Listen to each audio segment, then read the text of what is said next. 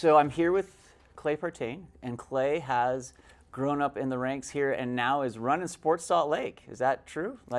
Give us the background of what's happening as Visit Salt Lake has grown up into Sports Salt Lake and your role in that organization. Yeah. So I'm actually entering my 12th year at Visit Salt Lake. So I've been around the destination marketing organization for over a decade now. I was hired on as the director of sport market sales, and back in 2014 when they hired me, it was sort of this side gig that Visit Salt Lake wanted to get more involved in. They didn't really have much experience in it. They were kind of booking sporting events sort of as they came along, but they weren't really being proactive in it.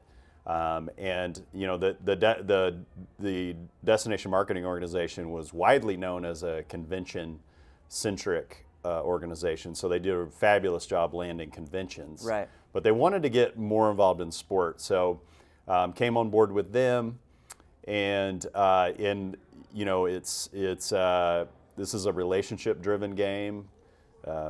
It is a sales game, and my background has been in sales.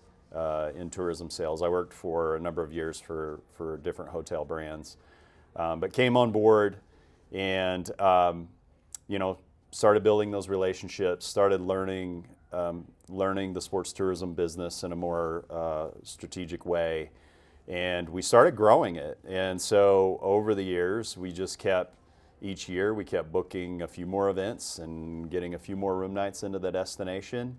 And I would say by about 2018, we started looking at what some of the destination leaders across the country were doing. So, some of our comp cities that seemed to be ahead of us. Right.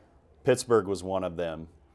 Visit Pittsburgh was one of the first major DMOs to launch a sports division. It's called Sports Pittsburgh. They did this a number of years ago. Right. Milwaukee kind of followed suit. Visit Milwaukee launched Sports Milwaukee. So we saw these things happening across the other DMOs, and we saw the effectiveness that they were having by being more strategically aligned with sports business, being able to sort of talk the talk in the right. industry. Yep. The sports organizers can quickly pick up if you understand the business or not. So if you come at it like it's just another meeting or convention, you're not really speaking their language, and they can kind of see through that pretty quickly. Right. So there was a lot to gain by us sort of following that same model and expanding Visit Salt Lake to include a sports division. So we started thinking about it even back then. I actually drew up a business plan, had several meetings with our leadership about it back then. But for several reasons, we had paused it. And then, of course, COVID happens. Mm-hmm. Right at the beginning of COVID, our former CEO had left, and the county leadership and our board had hired on Caitlin Eskelson, who's got fabulous experience in this tourism industry. She helped lead state tourism initiatives. She's done marketing efforts for not only the state but actually formerly with Visit Salt Lake. Right. So she understood. She had a different perspective, and so I'd say just a short time after she arrived, we reviewed the opportunity again, and she didn't hesitate. She said, "This is what we need to do." So we launched Sports Salt Lake in January 2021, and have really just been flying ever since. Right. We've had progressive escalation of bookings each year. Each year we're outperforming the year before. So we've been on this march, and it's been a wild ride. And I would say, I know I'm talking a lot here. That's great. There was a lot of things that aligned with not only were we doing a really good job proactively and strategically chasing sporting events, but Salt Lake was entering, and you know this. Yeah. You've been involved in the sports scene around Yep. our destination. Salt Lake is emerging as a sports destination leader Absolutely. in the U.S. in many ways, and this is proof with the professional teams that are now coming here, We have an NHL team now in the market. We've got a future Olympic Games coming in 2034. We've got all this excitement happening. The world and everyone is seeing the growth and the vibrancy of Salt Lake expand as a sports leader. Why do you think that is? What makes Salt Lake different? Brag about Salt Lake, because it's easy for us. I go around the country, you go around the country, and what makes Salt Lake and Utah such an incredible place to be for sports? I came here during the 2002 Olympics when it was here, and I wasn't an athlete. I was actually waiting tables, and I just graduated from college, and was just out here literally as a ski bum looking for actual work. Looking for actual work. I was 24. Back when you could be a ski bum. 24 years old. It was a good gig. Yeah, exactly. I actually sold bootleg T-shirts during the 2002 games. Probably shouldn't admit that. We won't get into that too much. And statute of limitations. Well, and I actually never really sold many of them, but people did offer me tickets. So I actually traded some shirts for tickets, and I got to go to some really cool events. One of the most memorable ones was going to see Peekaboo Street with her last race and getting to see that moment. But it was really cool coming into the market, and I've stayed in Salt Lake ever since. Laid some roots here. I have children here now. Salt Lake and Utah are home to me. But I've watched this city progress over the last 25 years. When I moved here, it was not the city that it is now. Absolutely. There's so many things that have changed. I mean, we've got this massive, incredible airport. This has been recently ranked as the #1 airport in the country in many ways. Yeah. And we've got these big developments downtown, the Hyatt Regency, massive hotel, headquarter hotel that's now connected to the Salt Palace. We have all these restaurants and local businesses that have moved in. We have the livable population in the downtown area is almost doubled just in the last few years, and it's expected, I believe, to double again in the next few years. So the downtown scene, which used to be sort of this commuter town, a little sleepy on the weekends, is now a really hot scene. It's, as you know, there's awesome places to eat. There's so much entertainment and nightlife going on. You can go and catch a jazz game. You can go over and catch a Broadway show. There's just so much going on, and we're just hockey now. We are in a different city than we used to be, in a different destination than we used to be. So I'd say the Olympics coming in 2034, and hockey coming into the market. I believe we're all pretty confident that we're going to get Major League Baseball. I would not count out Miller Sports and Entertainment. They will make this happen. Absolutely. I firmly believe that. They know what they're doing. They are leaders in the space. I think we are ideally situated for Major League Baseball. So I believe we will get that. And this city, and then you've got Smith Entertainment, who is working with the city and the county and state on a revitalization in this entertainment district. This city is just popping, man. It's popping. Now, we're going to have some growing pains. It's not going to be easy to go through some of the construction and some of the things, but when we come out of the other side, we are going to be probably one of the most desirable cities in the world to come and have an event in. Absolutely. So. And it's like I travel, you travel, I travel across the country for events, right? We're live streaming events, we're doing production. It is wonderful to come to the Salt Lake City airport every time. Like you come home and you're just like, oh man, this is such a nice place. It is. In comparison, right? Yeah.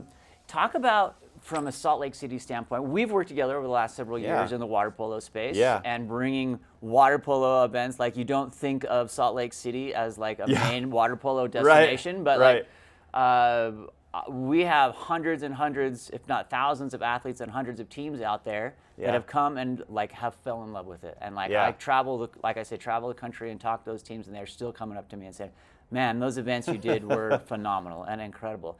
Talk about maybe not the top, I don't want to say like the main tier sports, like the non-tier, like fencing and volleyball and some of those other niche sports maybe that you've attracted to Salt Lake, and the benefits of that they can see from doing that. Yeah, and you know what? I'm going to reference a couple of state of industry reports that really speak to this through Sports Events and Tourism Association, also called Sports ETA. I serve on the board of that association. It's a phenomenal association.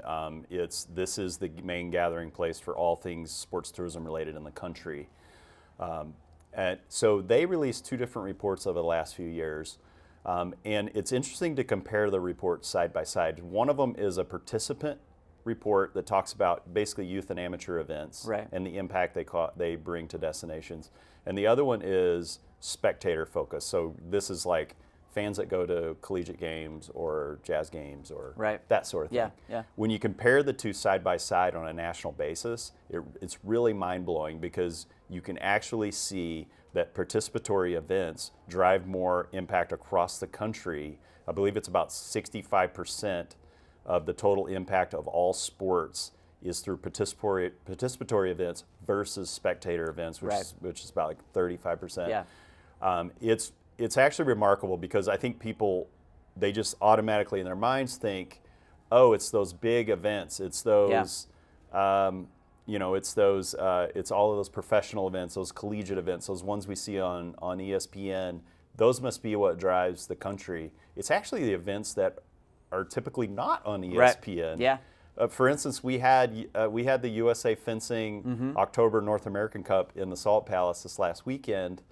I would venture to guess that not many, even in our destination, knew that it was in town, other than all the hospitality businesses that were impacted by the group being in town. Our hotels, our shops, and our restaurants, and all the community members involved in hospitality, they all knew fencing was here because they all were getting business. But it wasn't on ESPN.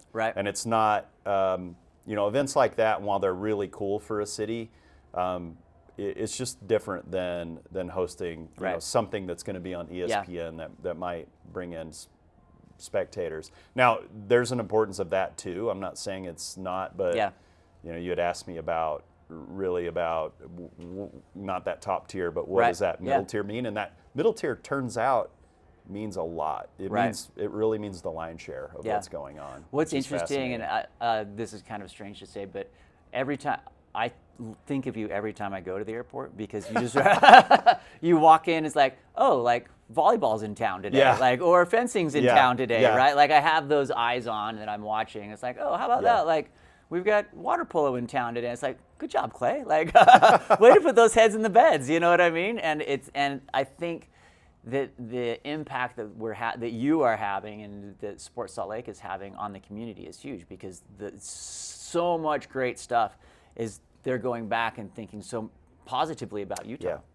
And I'll say it's a team effort. I would love to take credit for that stuff, but this is very much a team effort. I've got 6 staff that are part of Sports Salt Lake, and I also want to say the community partners we work with make it possible for us to host these events.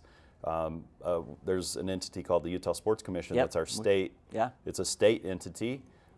In many cases, with these larger events, the Utah Sports Commission is helping financially to make it possible for us to bring in these events. So we have these crucial, vital partners that are. It's really a team effort, and that's one of the things Utah and Salt Lake do really well. We are a sort of a big city, but we operate like a small town. When an event organizer calls our community, we quickly huddle together and we approach that. And I think you saw this firsthand because we worked together to bring some water polo in. So you got to really experience it firsthand of how we come together. It's really like sort of small business handshake. Yes, we actually do sign stuff. We sign stuff, but true. but in many cases, that initial, it's a handshake, and it's everybody's just wanting to do good, and we come from a good place. So it's really a community that I'm proud to be a part of. Last question: as you're facing this year-to-year growth, what are you doing personally to stay sharp and to manage that and to kind of see strategically in the vision forward, right? So that we can continue to offer the best that Utah has. Right. I lean really heavily into the Sports Events and Tourism Association. I'm actually on their executive leadership. I'll be moving into chair starting fiscal 26 to 27. And it's actually an event we're going to host in 27. We're actually have the symposium right here in Salt Lake City. So we're going to bring in all these hundreds of rights holders from around, not only around the country, but there's actually an international component to it now. Right. I've kind of drifted away from what you were talking about, but that's all right. That's all right. I think there's a lot of things that we're trying to do to stay ahead. Mm-hmm.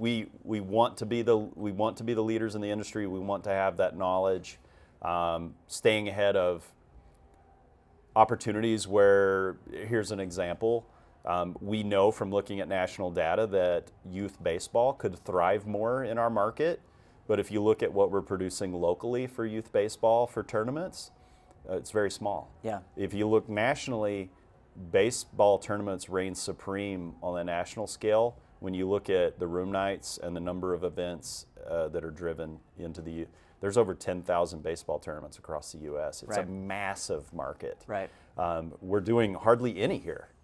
So you start to look at data like that and you realize that, well, what's our limitation? Our limitation is that we don't have a high-level youth baseball facility. So how can we overcome that? So it's really fun to kind of dive into things like that, and have strategic dialogue with our county and with entities that might be able to have the power to, maybe it's not build a venue, maybe it's how do we reimagine existing venues. Right.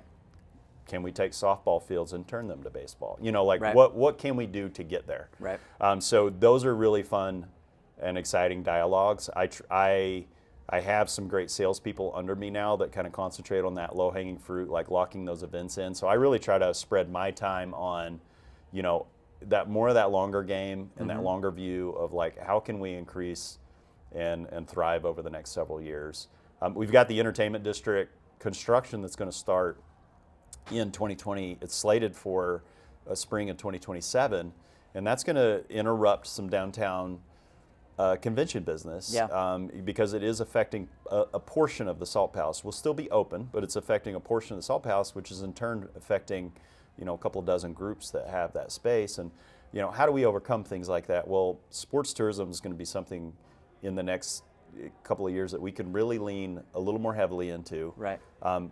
It's nice because, and you know this from water polo, conventions are really, there's really only one spot we can do a major convention, and that's the Salt Palace. Yeah. But we have the opportunity to bring in citywide sized sporting events, and you don't need a Salt Palace. No. You might need pools. Right. You might need fields. You might need an archery center. But it's very diverse, and learning the market, learning what venues, we have over 25 venues in the county floor that potentially could host something. Right. So learning what those opportunities are, and then going out and selling those dreams to these organizers to lure them into Utah. I mean, this is what we just love to do. Incredible. Thank you so much for taking 15 minutes as you get ready for a busy day, I'm sure. But very exciting. Yeah. The program looks fantastic, and it's been fun to be involved with each one over the past couple of years and watch them get bigger and more exciting. So, well, shout out to you, Sean.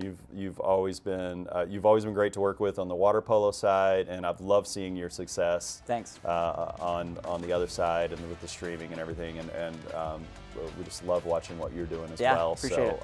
Let's this build more facilities. This industry is all about as you know, all about relationships. All about relationships, 100%. So, and it starts like with right here with people like us. So. Cool, man. Thank you. Yeah, appreciate absolutely. it. Go get it today. Thanks. Bye.